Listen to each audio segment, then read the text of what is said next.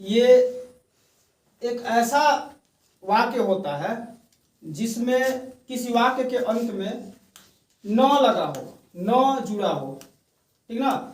और इसका जैसे कि एक एग्जांपल हम लोग लेते हैं, जैसे मैं किताब पढ़ता हूँ न, ठीक ना। मैं किताब पढ़ता हूँ न। देखिए ये क्वेश्चन टैग जो होता है एक ऐसा सेंटेंस होता है जिसमें दो अर्थ निकलता है। पहला यह अर्थ निकलता है कि इसमें अगर इसको पढ़ते हैं मैं किताब पढ़ता हूँ न, इसका मतलब मैं किताब अभी पढ़ रहा हूँ, ठीक। या फिर दूसरा मैं किताब पढ़ता हूँ न, ये एक प्रश्न है। तो ये जो है ये क्वेश्चन टैग जो भी होते हैं इसमें दो चीज़ों का बोध होता है। और आज हम लोग को क्वेश्चन टैग के बारे में सीखना है, ठीक ना। तो इसको बनाने के लिए कुछ नियम है। नियम मैं आगे बतलाऊंगा, लेकिन इससे पहले मैं इसके बारे में बता देता हूँ, इसके एग्जाम्पल के बारे में थोड़ा सा तुम लोग ध्यान से देखना। जैसे ये है वह घर जा रही है न, वे लोग गेंद खेल सकते हैं ना, राम एक शिक्षक है ना। देखिए ये जो भी है ये सेंटेंसेस के अंत में न शब्द जुड़ा होता है। सारे के सारे सेंटेंसेस में आप लोग देखिएगा न जुड़ा हुआ है। और यही होता है हमारा क्वेश्चन टैग की पहचान, कि किसी वाक्य के अंत में इस तरह से न जुड़ा हो और अंत में क्वेश्चन मार्क लगा हो, तो वो जितने भी सेंटेंसेस होते हैं वो क्वेश्चन टैग के सेंटेंसेस होते हैं। और क्वेश्चन टैग के सेंटेंसेस को बनाने के लिए हम लोगों को ध्यान देना होता है किस पर, एक्सिलरी वर्ब पर। एक्सिलरी वर्ब्स पर, ठीक ना। एक्सिलरी वर्ब्स को एनामोलस वर्ब भी कहा जाता है, एनामोलस वर्ब भी कहा जाता है। और इसमें क्या किया जाता है, एक्सिलरी वर्ब या इसको बोलते हैं एनामोलस वर्ब। इसके बाद हमको क्या चीज जोड़ना होता है, तो फाइनाइट जोड़ना होता है, ठीक ना, फाइनाइट। और एक्सिलरी वर्ब्स की संख्या टोटल कितनी है, 24 है। एक्सिलरी वर्ब को हिंदी में सहायक क्रिया कहते हैं, हेल्पिंग वर्ब कहते हैं। इसको सहायक क्रिया के नाम से भी जाना जाता है। और हमको विशेष इस पर ध्यान देना होता है, ठीक ना। अब इसमें अगर हम इसको अंग्रेजी में बदलने का प्रयास करते हैं तो अंग्रेजी में देखिए कैसे इसको बदलेंगे। जैसे पहला सेंटेंस दिया है मैं किताब पढ़ता हूँ न, तो इसका बन जाएगा, देखिए पहले हमको इसकी पहचान करनी है कि यह वाक्य जो है किस टेंस में है या किस प्रकार का वाक्य है, ठीक ना। तो अगर इसको हम लोग पढ़ते हैं तो मैं किताब पढ़ता हूँ, इतना अगर हम लोग देखते हैं तो इससे पता चलता है कि यह टेंस का सेंटेंस है, वाक्य है। और टेंस में सिंपल प्रेजेंट टेंस का वाक्य है, ठीक ना। तो पहले हम इसको बनाते हैं, मैं किताब पढ़ता हूँ, आई रीड बुक, मैं किताब पढ़ता हूँ। उसके बाद न शब्द जुड़ा है तो हमको क्वेश्चन टैग इसमें डालना है। तो क्वेश्चन टैग को डालने के लिए हमको एक्सिलरी वर्ब प्लस फाइनाइट का उपयोग करना होता है। एक्सिलरी वर्ब प्लस फाइनाइट मतलब क्या हुआ, एक्सिलरी वर्ब मतलब हेल्पिंग वर्ब, जैसे कि is plus not, are plus not, वैसे ही do plus not, does plus not, इसको हम लोग उपयोग में लाते हैं। ये एक्सिलरी वर्ब है और ये फाइनाइट है, दोनों को कंबाइन करते हैं तो एक्सिलरी वर्ब या एनामोलस वर्ब प्लस फाइनाइट। इसको अगर शॉर्ट ट्रिक में हम लोग लिखते हैं तो क्या लिखेंगे, इज प्लस नॉट क्या होगा, isn't, are plus not aren't, do plus not don't, does plus not doesn't. उसी तरह से जितने भी 24 जो ये एक्सिलरी वर्ब है, एनामोलस वर्ब है, सभी के साथ ऐसे ही लगाते हैं। अगर कैन प्लस नॉट तो क्या हो जाएगा, can, may plus not Mayon, should plus not shouldn't. अब देखेंगे ये सेंटेंस जो है इसको हम जैसे ही निगेटिव में बदलते हैं तो निगेटिव में बदलने के लिए हमको एक हेल्पिंग वर्ब की जरूरत पड़ती है। तो सिंपल प्रेजेंट में जो उसमें हेल्पिंग वर्ब लगता है वो क्या होता है, डू या फिर डस। अब हमको देखना है कि आई के साथ डू लगाते हैं कि डज लगाते हैं। तो आई के साथ हम लोग डू लगाते हैं, तो यहाँ पर लिख देंगे डू नॉट, उसके बाद लास्टली फिर हम सब्जेक्ट को यहाँ पे लिख दें। सब्जेक्ट क्या था? आई था, तो आई को हम लोग लास्ट में फिर से लिखते हैं। यहाँ पर डू प्लस नॉट, मैंने यहाँ पे बताया कि डू प्लस नॉट को क्या लिखते हैं? डोंट लिखते हैं। इसको हम लोग डू और नॉट के जगह पे हम लोग डोंट भी लिख सकते थे, यानी कि कहने का मतलब हुआ कि I read book don't I, ये हमारा हुआ क्वेश्चन टैग। उसी तरह से दूसरे सेंटेंस में चलते हैं। वह घर जा रही है ना, वह सी ये हो गया प्रेजेंट कंटिन्यूअस टेंस का वाक्य है। सी इज गोइंग टू हाउस। उसके बाद देखिए इसमें हमारे पास हेल्पिंग वर्ब पहले से मौजूद नहीं था और सिंपल प्रेजेंट टेंस का वाक्य है, तो इसमें हेल्पिंग वर्ब के रूप में डू या डज लगाते हैं। तो आई के साथ डू लगाते हैं, इसलिए डोंट लगा दिए। इसमें हमारे पास पहले से ये मौजूद है हेल्पिंग वर्ब, एनामोलस वर्ब। तो इज के बाद हम क्या कर देंगे? नॉट जोड़ देंगे, यानी कि हो जाएगा इजंट। और इसका सब्जेक्ट क्या है? सब्जेक्ट है सी। लास्ट में हम लोग सी को लिख देते हैं और यहाँ पे क्वेश्चन मार्क दे दिए। यानी कि वह घर जा रही है ना, इसको हम अंग्रेजी में बनाएंगे क्वेश्चन टैग के साथ। तो she is going to house, isn't she, ठीक ना। फिर देखिए अगला, वे लोग गेंद खेल सकते हैं ना, यहाँ पे सकना आ गया, तो यहाँ पे हम कैन लगाएंगे। तो देखिए वे लोग, दे कैन प्ले बॉल। अब हमको क्वेश्चन टैग डालना है, तो क्वेश्चन टैग डालने के लिए हम इसके हेल्पिंग वर्ब पे जाएंगे, एनामोलस वर्ब पे जाएंगे। इसके साथ लगा है कैन, तो कैन का हो जाएगा कैन। उसके बाद सब्जेक्ट में जाएंगे, सब्जेक्ट दे है, तो यहाँ पे सिंपल सा दे लिख करके क्वेश्चन मार्क डाल देंगे। फिर अगला, राम एक शिक्षक है ना, तो इसका क्या हो जाएगा? राम एक शिक्षक है, पहले इसको हम लोग बनाते हैं। हाँ, राम एक शिक्षक है, तो इसका हो जाएगा Ram is a teacher. Ram is a teacher. अब देखिए इसके साथ हेल्पिंग वर्ब क्या लगा है? इज लगा है, तो यहाँ पर लिखेंगे इजंट, इज प्लस नॉट, उसके बाद सब्जेक्ट क्या है? राम है। तो राम को देखिए यहाँ पे हम लोग राम भी लिख सकते हैं, या फिर राम की जगह पर क्या लिख सकते हैं? राम भी लिख सकते हैं, और उसके बाद ही भी लिख सकते हैं, और लास्टली हम क्वेश्चन मार्क डाल देंगे, ठीक ना। ही लिख सकते हैं, यानी कि Ram is a teacher isn't Ram, अथवा Ram is a teacher isn't he. क्योंकि राम क्या है? पुरुष है, मेल है। मेल के लिए हम लोग ही का प्रयोग करते हैं। अगर यहाँ पे सीता होती, सीता लिखा रहता, तो सीता के लिए यहाँ पे हम लोग या तो सीता लिखते या फिर सी का प्रयोग करते। तो ये हुआ हमारा क्वेश्चन टैग। और इसके साथ कुछ ये एक्सिलरी वर्ब जो है कितने हैं? 24 इन 24 एक्सिलरी वर्ब के बारे में हम लोग जानेंगे कि कौन है, उसको कैसे हम लोग चेंज करते हैं। यानी कि इज प्लस नॉट इजंट हो गया, आर प्लस नॉट आरंट हो गया, डू प्लस नॉट, और इस तरह से ये हमारे पास 4 एग्जाम्पल यहाँ पे लिखे हुए हैं। और 4 के अलावा और भी है, 20 और है, 24 है, 24 ऑक्सिलरी वर्ब्स है, एनामोलस वर्ब्स है। और इन्हीं एनामोलस वर्ब की हेल्प से हम लोग इस क्वेश्चन टैग को बनाते हैं, ठीक ना। टैग में जो है हम लोगों को सबसे विशेष ध्यान देना होता है कि उसके जो है ऑक्सिलरी वर्ब क्या है, या उसको ऑक्सिलरी वर्ब को एनामोलस वर्ब भी बोलते हैं, मॉलिक्यूलस वर्ब भी बोलते हैं, या हेल्पिंग वर्ब भी बोलते हैं। हमको हेल्पिंग वर्ब की सबसे ज्यादा ध्यान देना होता है, और हेल्पिंग वर्ब को समझ करके हैं, क्योंकि क्वेश्चन टैग बनाने के लिए हमको हेल्पिंग वर्ब की सबसे ज्यादा जरूरत होती है। हेल्पिंग वर्ब के सहारे ही हम लोग क्वेश्चन टैग को कंप्लीट कर सकते हैं। तो देखिए यहाँ पे लिखा हुआ है कि ये एनामोलस फाइनाइट जो है, इसको जैसे कि यहाँ पे तो ये पूरा इसका नाम हुआ, ठीक ना, यहाँ पर यह पूरा नाम हुआ। लेकिन हमको जब भी हम क्वेश्चन टैग बनाते हैं तो हमको इस पूरे का उपयोग नहीं करना होता। हालांकि इसको भी हम लोग अगर बनाते हैं, इसको भी लिख करके, तो भी सही होगा, लेकिन हमको सबसे ज़्यादा ध्यान देना होता है ये इसका शॉर्ट ट्रिक जो होता है, शॉर्टकट जो तरीका होता है लिखने का, उसको हम लोग लिखेंगे तो हम लोग इसको आसानी से बना सकते हैं, ठीक ना। तो यहाँ पे देखिए मॉडल ऑक्सिलरी वर्ब और primary auxiliary verb. Auxiliary verb मतलब होता है सहायक क्रिया, ठीक ना। और आप लोगों को बताया गया है कि सहायक क्रिया की टोटल संख्या कितनी होती है?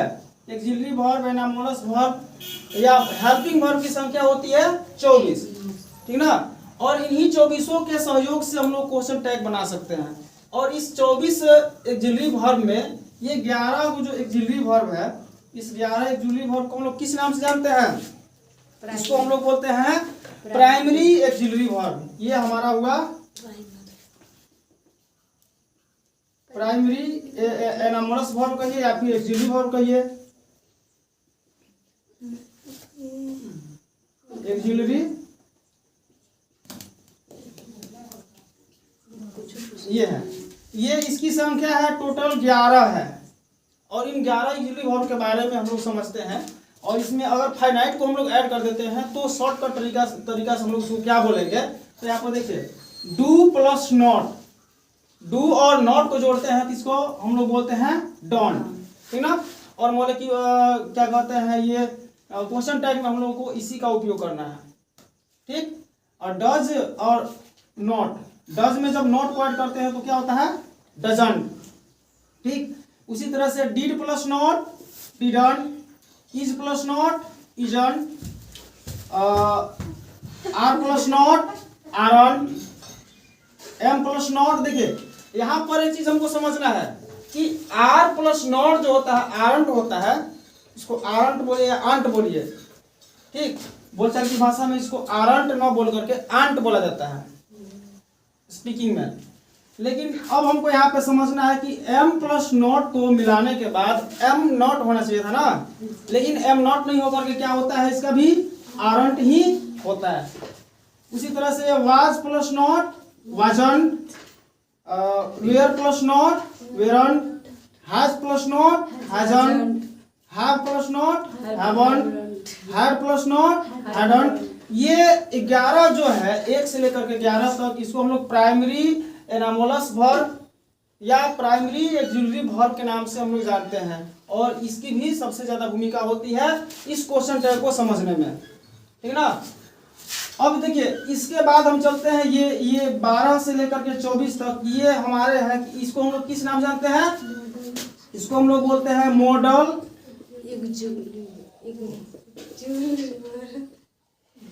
मॉडल एक्सिलरी वर्ब्स बोलते हैं।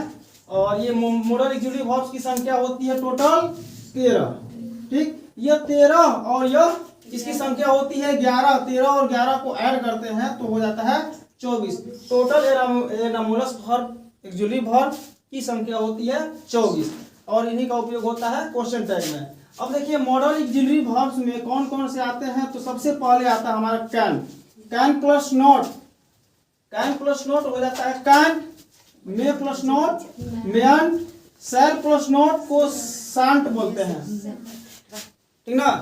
सेल प्लस नॉट सांट, सैलेंट नहीं बोलेंगे, सांट, ठीक।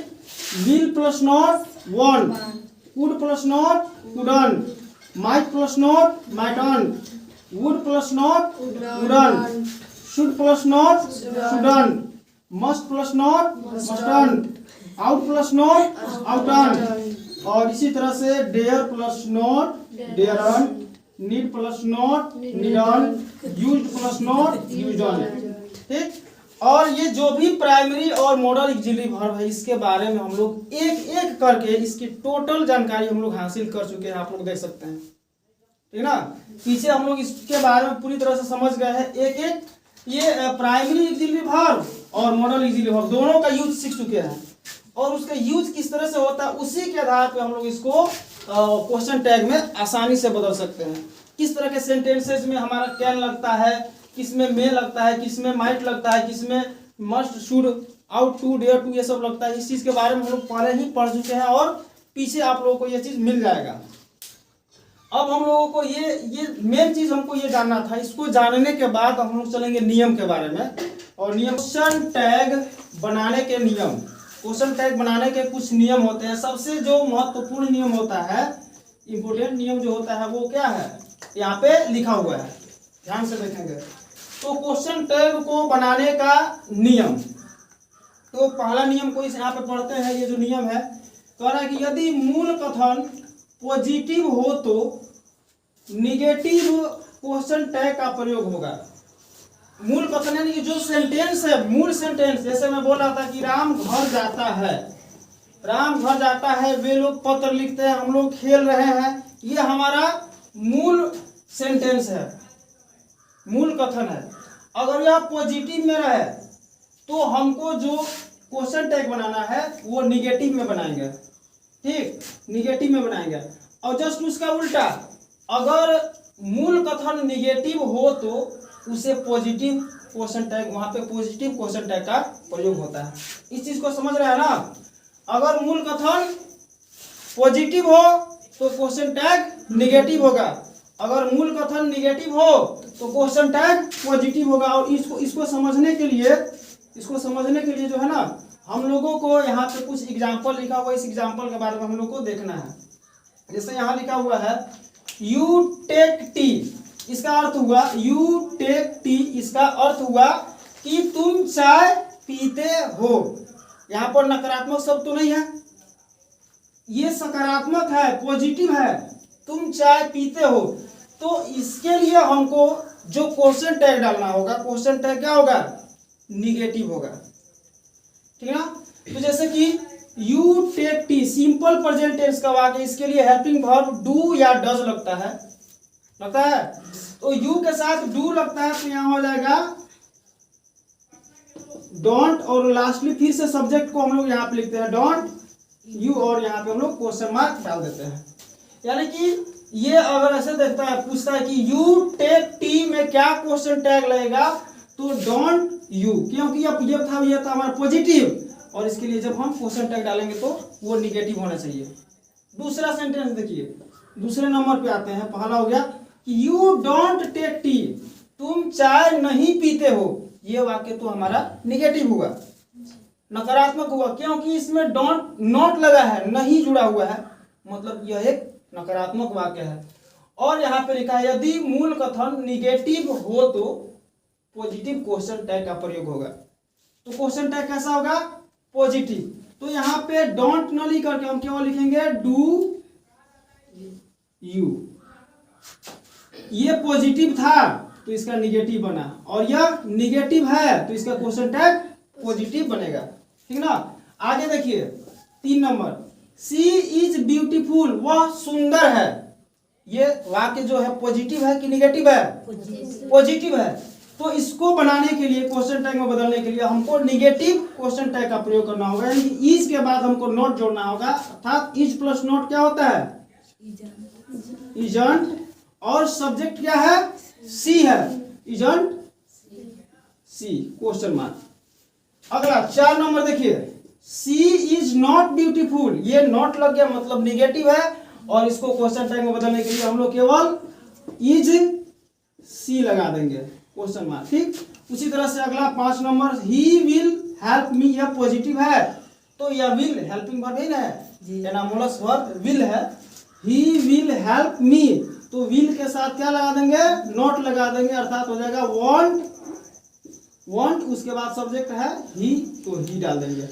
और फिर देखिए 6 number, he will not help me, यहाँ पर नॉट लगा है, मतलब यह सेंटेंस निगेटिव है, और निगेटिव है तो क्या होगा, हाँ निगेटिव है तो यहाँ पे केवल विल लगेगा, उसके बाद ही जोड़ देंगे, जो हमारा एनामोलस वर्ब है इसको पहले लिखेंगे, उसके बाद से सब्जेक्ट को जोड़ देंगे। और फिर अगला देखिए, दे कैन प्लक फ्लावर्स, वे लोग फूल तोड़ सकते हैं। यहाँ पर एनामोलस वर्ब कौन है, कैन है ना, और यह वाक्य है पॉजिटिव, तो इसका क्वेश्चन टैग में जैसे बदलेंगे तो क्या होना चाहिए, निगेटिव होना चाहिए, अर्थात कैंट होना चाहिए, कैंट। उसके बाद सब्जेक्ट है दे, तो लिख देंगे दे। अगला question, they can not plug flowers, ये यहाँ पे नॉट लग गया, और इसके लिए एनामोलस वर्ब है कैन, और नॉट लगा है तो इसको हम क्वेश्चन टैग के लिए पॉजिटिव डालते हैं, तो केवल लगाएंगे कैन और दे।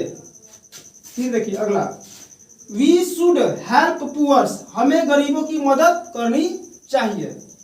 इसमें एनामोलस वर्ब शुड हो गया, और यह जो सेंटेंस है पॉजिटिव सेंटेंस हुआ, सकारात्मक वाक्य हुआ, तो इसका बन जाएगा शुड नॉट, यानी कि शुड प्लस नॉट क्या होगा, शुडंट, और सब्जेक्ट है वी, तो शुडंट वी, अर्थात we should help poor shouldn't we.